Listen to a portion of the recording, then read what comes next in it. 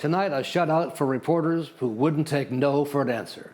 Christian Scheckler of the South Bend Tribune, teaming up with Ken Armstrong of the nonprofit ProPublica, pushed to get key documents and a telling video to expose police brutality that otherwise would have gone unreported.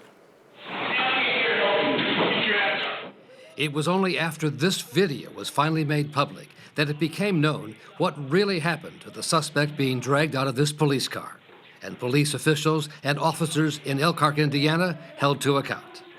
The man's name was Mario Ledesma, under arrest for domestic battery. So he was brought into a detention area at the police department.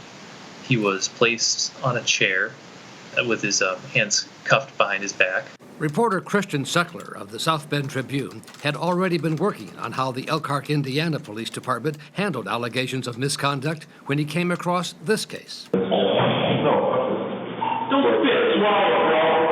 At one point, he turned and began to spit towards one officer.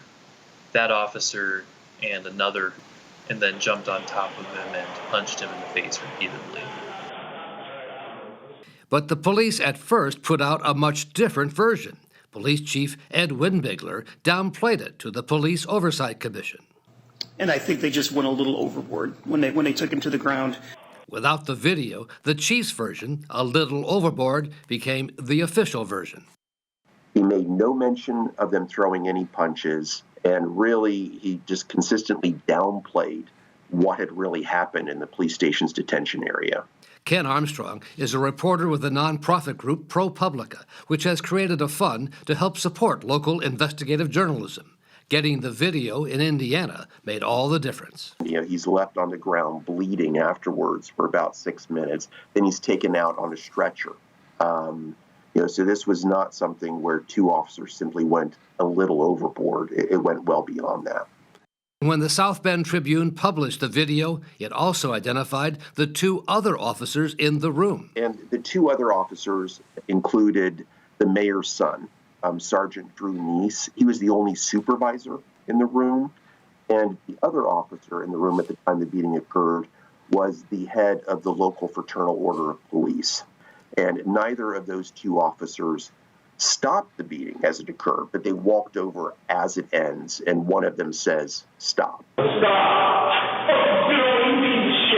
And if Christian, and with your help, had not pushed for the video, what do you think would have happened? I don't think anything would have happened. When the police chief reprimanded the two officers in June of 2018, he concluded his letter of reprimand with the line, "I now consider this matter closed," with an exclamation point. But the Tribune reporting made it impossible to close the case. Right now, Elkhart leaders are dealing with a department in disarray. Tonight, Police Chief Ed Winbigler suspended without pay. Top police officials blamed the newspaper for all its problems. Elkhart's Assistant Police Chief Todd Thayer made an impassioned speech about his anger over the reports in the Tribune. Everything's going good in Elkhart. Why are they coming over here into our backyard and trying to disrupt everything that we built? Since then, the chief was forced to resign. The mayor has announced he will not run for re-election. And the two officers who actually threw the punches seen in the video, they have been charged with misdemeanor battery and are awaiting trial. They have pleaded not guilty. It's the kind of local reporting that is so critical, and it's the kind of local reporting that's suffering given the landscape in journalism these days. So it's one of the things that ProPublica was hoping to address with the local reporting network to, in some small way, make up for that and to help bolster this kind of critical reporting in local newsrooms.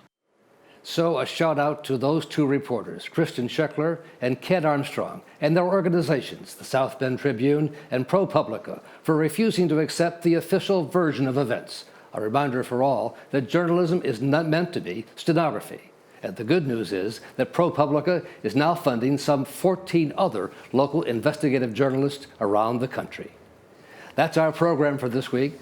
Thanks for joining us. We'll see you here again next week.